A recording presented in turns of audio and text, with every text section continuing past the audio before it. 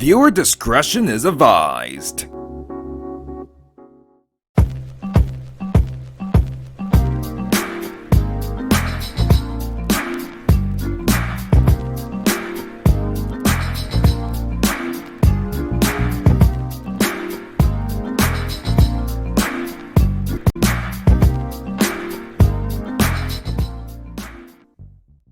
What's up, Internet, and welcome to Duggar Music Corner.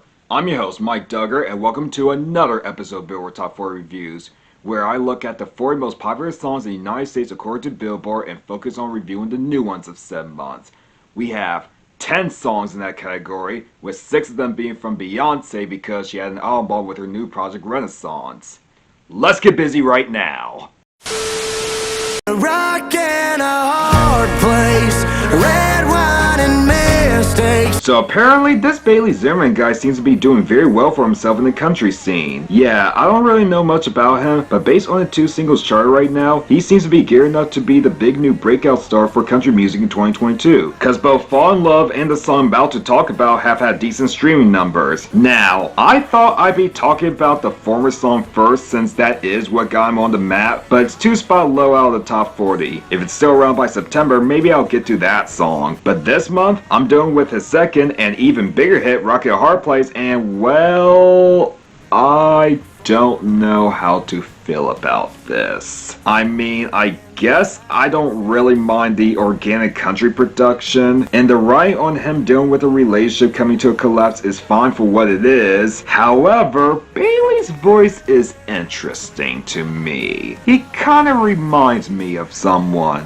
Come to think of it, this entire song sounds like something another popular country musician would make, but I can't quite pinpoint who that artist is. Although now that I think about it, he does look like a younger Morgan Wallen, and the entire vibe I'm getting from Bailey's music is kinda Morgan Wallen light. And you should know my thoughts on him. Now, to his credit, I do prefer this song over the majority of Wallen's output, but still, I can't really get over his gravelly voice, and it's hard to escape the obvious blatant influence. So while there are worse options that people could push to be a hit, bet to be this than any of Morgan's discography, I can't say that this song's won me over. So, I have to give it a 2 out of 5.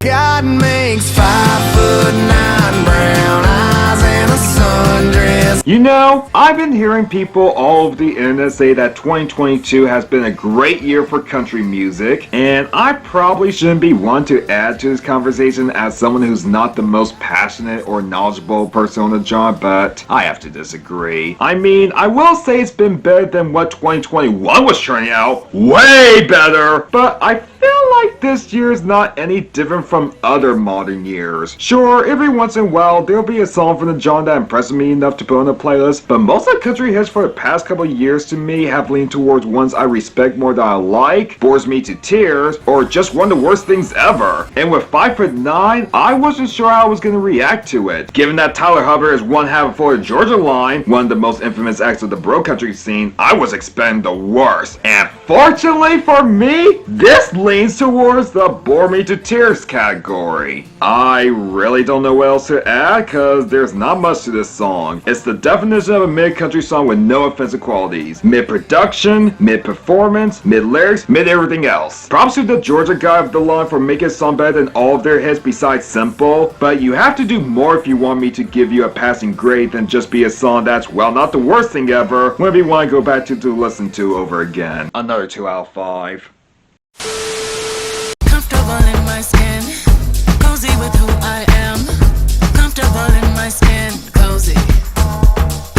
Alright, now that we got the country songs out of the way, let's talk about the 6 tracks from the album. Now, Beyonce didn't have that big of an album for me to talk about all or the majority of the tracks, as the entire album is 16 tracks long, and I will have only talked about 7/16 of it by the time I upload this video. But with this month, I get to have a taste of less than half of the album, and the first song I'm reviewing is Cozy, which is pretty good. It has a solid Chicago house influence beat. I appreciate the lyrics about being comfortable in your own skin, proud of all the scars you received through your life, and not letting anyone get to you. If you're struggling with self-esteem, this could be a good self-confidence boost for you. There are better songs with this topic, but for what it is, I still like it, and I give it a 4 out of 5. On stage rocking, I'm stir crazy. Coco flow like 1980s. Come lit, still I drop lazy. None of that maybe energy. So this song stirred a bit of controversy, as there used to be an original version that sampled Milkshake by Khalees for some reason. But then Khalees got mad at Beyonce because she used her song without permission, and it's not just limited to that song, but triggered flashbacks to when her producers took advantage of her. I could explain more, but I don't have time, and Beyonce has since removed the sample in response to her complaints on social media on August 3rd. So how do I feel about the song removing the controversy? I like this one too. Bake is a cool performance, Beam's intro and hook are infectious, there are some nice lines there, and I like the beat switch up in the middle. It starts off with a catchy pulsing beat, and when Beam raps the first hook, it transitions into an Afrobeat inspired sound. Also, at the end of the song, you can hear the Explode sample come in, which seamlessly transitions to the big hit of the album, which also samples the song. So yeah, another fun jam that gets a 4 out of 5. It's not the diamonds. It's not the pearls. Now we're at the album opener with I'm That Girl, and it's about Beyonce proving to the world that she is that girl in the industry, and it's not the material goods or her husband that makes her think that, but her natural self. The track opens up with a sample of Still Pimpin' by Tommy Wright III and Prince's Loco, which gets you immersed in the atmosphere while it leads into a dark confused beat, and Beyonce, like she always does, owns her performance. The layered harmonies that come in the second verse sounds delicate. I especially like the final verse where the sample goes out for a couple seconds, and while the crescendo builds, she goes all out. This was a very good way to open the album. I personally think it sets the job to remind people who Beyonce is. Yet another 4 out of 5. I don't know what you've been told, but time is running out, no need to take it slow. Well, it seems like OneRepublic has made a comeback in the mainstream. Yep, it's been 8 years since they last made a year-end chart, and just when we thought their time in the spotlight was up, they all of a sudden make a resurgence out of nowhere. Okay, not nowhere, cause the song that they're charted comes from a movie soundtrack, that being Top Gun Maverick, the sequel to the 1986 film Top Gun. The original produced 2 hits from the movie, which are Danger Zone and the number 1 hit Take My Breath Away, basically a fast-paced upbeat song and romantic ballad. And Maverick seems to be pushing for the modern equivalent of both of those songs. And while Hold My Hand, the ballad of the soundtrack, seemed to have flopped, and for good reason because it's a snooze fest, we have the more quote-unquote fun and cool song, I Ain't Worried. And I say quote-unquote with those words because unlike Danger Zone, which is interestingly also on the sequel soundtrack by the way, this track seems to be hated. Yeah, I've seen a lot of people talk shit about this track and mention that they plan to put this on their worst list. Hell, it might be the most hated song of the year by the music community besides that Cursing the Alphabet song. Well, I finally taken a listen to it for myself, and I have to say that I don't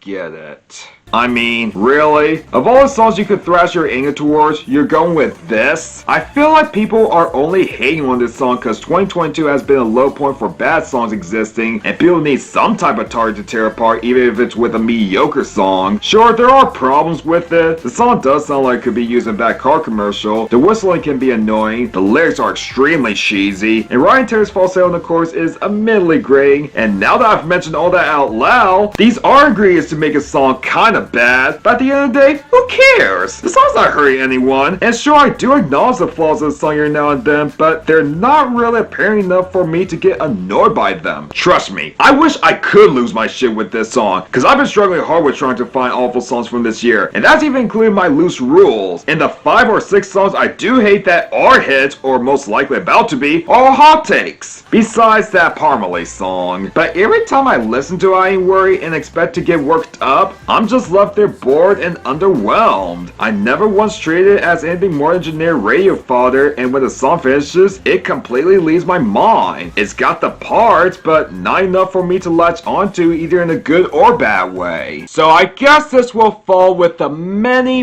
2022 hits are in the who the hell even cares category by getting a low 2 out of 5.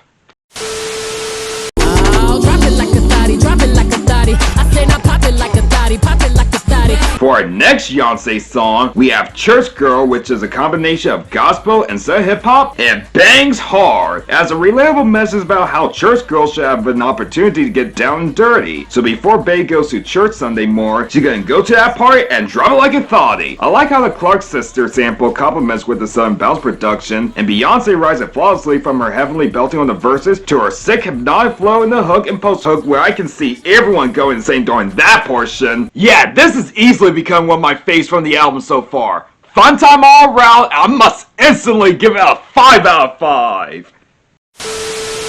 I'm too classy for this world. Forever I'm that girl. Feed you diamonds and pearls. Oh, baby. Really? Another song interpolating I'm Too Sexy? I swear, people really need to stop interpolating that song. It's a bad one. But to Beyonce's credit, she does handle it better than Taylor and Future. Helps that the song, like all the others on the album, is good. The production has this futuristic feel that makes you feel like you're out of this world. Lyrically, it's another braggadocious song where Bey claims that she's one of a kind. Her accomplishments through her music career, among other big things, has solidified her as an extraterrestrial alien superstar. We all know that she has the confidence to back these claims up, and her performance fits the spacey production and really gets you immersed in her world. Got nothing else to add. The track speaks for itself, and while I can't say it's the best from the album, I understand why it seems to connect with the Beehive. Beyonce's back at it again with a 4 out of 5. We gon' fuck up the night. Black lights. Spaceships fly. Here's another highlight from the album for me so far. The instrumentation takes you back to the era of 70s disco, with Nile Rodgers handling the guitar and Raphael Sadiq of Tony Tone fame doing the drums and bass. Always been a sucker of songs that take me back to older eras. It's also paired up with some nice lyrics about going to a club and fucking up the night, which would be the perfect song for that scenario. I think I might love this song more than Break My Soul, and who knows how many songs I'll love when I listen to the album full. But so far, based on the first 7 tracks, Queen Bee has no misses, and I'm looking forward to how she's gonna build up on the other 2 acts of Renaissance, cause that me very intrigued at the moment. Also, if Beyonce's planning on having another single from this act, pick this one, because this is one fun jam for the clubs, and it gets a 5 out of 5. Wanted me, I wish I knew. I wish I knew you wanted me. Alright, okay. We're getting bad at this picking the hits game. Well, not really, but it's always good to see when one of the few songs I've actually saw out this year become a hit. The production is really amazing here, with a funky guitar line, vibey synths in the second and third chorus. I'm even cool with the beatboxing portion in the second half of the As for its lyrical content, it's basically about Steve being frustrated that he lost a chance to date a woman because of his shyness, especially when he didn't even know that said woman loved him back, and he wishes he had known that. It's a very relatable feeling, and Steve has the chops to sell the emotion of the song. Glad to see the song do well in the charts, and I only hope it can succeed even further by going all the way. I give it an easy 5 out of 5. I know I'll be in your heart till the end. You'll miss me, don't beg me, babe.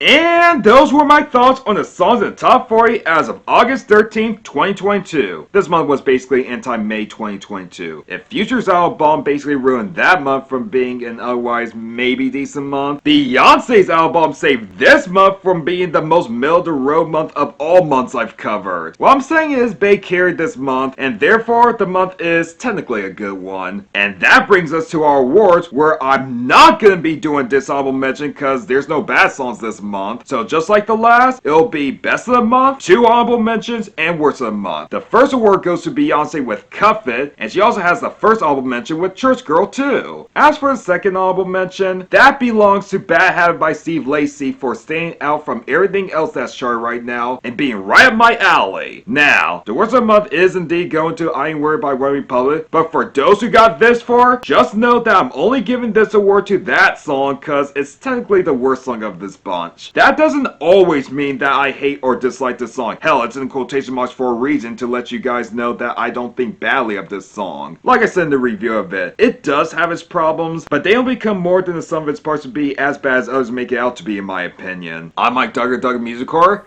Thanks for watching, and I'll see you in the next one. Peace! I need people eyeshadow. I need people eyeshadow. I need people eyeshadow. do.